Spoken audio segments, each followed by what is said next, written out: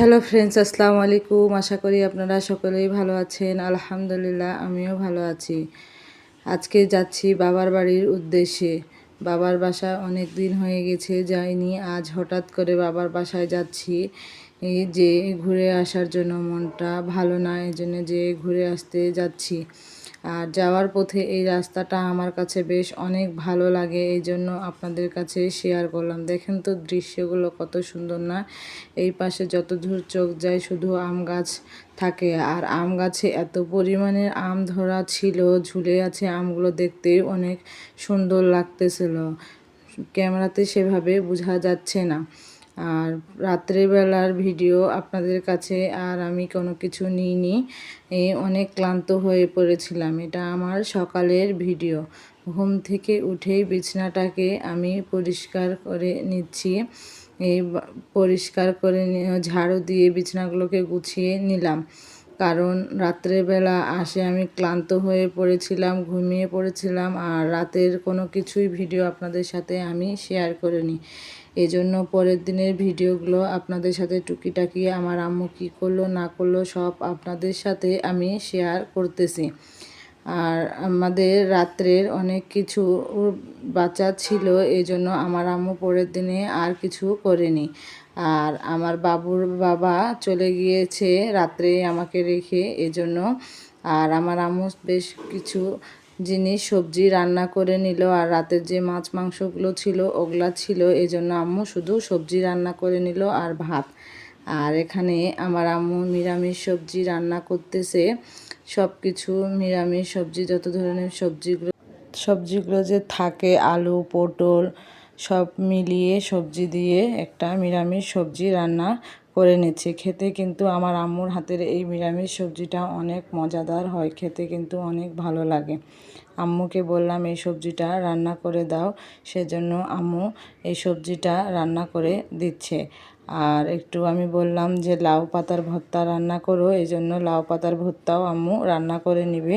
ওটাও আপনাদের সাথে আমি শেয়ার করব আমার আম্মু কিভাবে লাউ পাতার ভর্তা রান্না করে। এই যে দেখতেই পাচ্ছেন, এর মধ্যে সামান্য পরিমাণের পানি দিয়ে রান্না করে নেবে। আর তরকারিটা আম্মুর এখানে প্রায় হয়ে এসেছে। ঢাকনা চেপে ঢেকে দিবে, আর ধীরে ধীরে জাল দিয়ে এটা রান্না করে নেয় আমার আম্মু।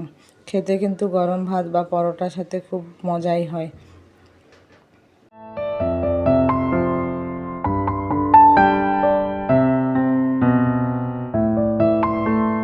এই যে দেখতেই পাচ্ছেন সবজিগুলো রান্না হয়ে গিয়েছে।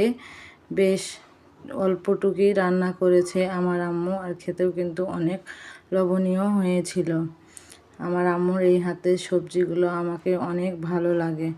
মনোযোগ দিয়ে যে কোনো সবজি রান্না করলে কিন্তু খেতে অনেক মজা হয়। আর এখন আমার আম্মু লাউ পাতার ভর্তাগুলো বানিয়ে নিবে। এখানে রসুন পেঁয়াজ আর কাঁচামরিচ শুকনা মরিচ দিয়ে ভেজে নিবে।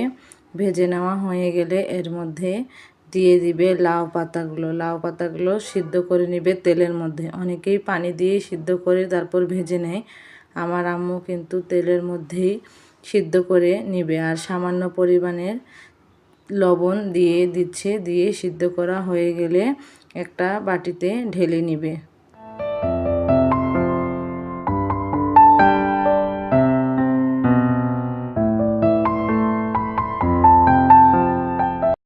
এই যে দেখতেই পাচ্ছেন প্রায় সিদ্ধ হয়ে এসেছে। এর মধ্যে এখন ভালো করে ভাজা ভাজা করে নিবে, না হলে এটা খেতে ভালো লাগবে না। যদি ভালো করে ভেজে নেওয়া হয় তাহলে ভর্তার স্বাদটা কিন্তু অনেক গুণ বাড়িয়ে যায়।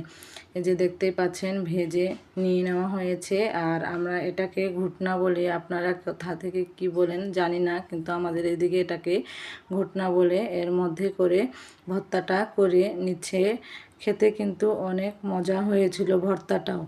এখানে সামান্য পরিমাণের তেল দিয়ে ভালো করে মেখে নিবে। অনেকে উপর থেকে কাঁচামরিচ কাঁচা পেঁয়াজ দিয়ে ভালো করে নেয়, আর আমরা ওগুলো কিছুই দিলাম না, কারণ আমাদের কাছে ভালো লাগে না।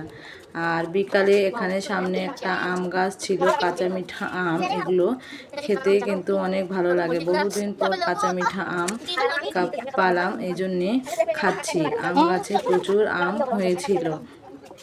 বাচ্চাদের জন্য আমগুলো মেখে দিয়ে দিলাম। বাচ্চারা খুব মজা করে খেলো আর আমার কাছেও খুব ভালো লাগলো। এই সিজনের প্রথম আম আমি খেয়ে নিয়েছিলাম আর খাওয়া দাওয়ার ভিডিও আপনাদের সাথে শেয়ার করলাম না। আর বিকালের দিকে আমি বাচ্চাদেরকে পড়তে বসিয়েছিলাম। বাচ্চাদেরকে যদি না পড়ায় তাহলে তারা পড়ালেখাগুলো ভুলে যায়। আর আমার ভিডিওটি যদি আপনাদের কোথাও কোনো অংশ ভালো লাগে থাকে প্লিজ লাইক সাবস্ক্রাইব করে পাশে থাকবেন। আর যারা লাইক সাবস্ক্রাইব করে পাশে আছেন তাদেরকে অসংখ্য ধন্যবাদ। আমি ভিডিওটি শেষ করলাম এখানেই। আল্লাহ হাফেজ।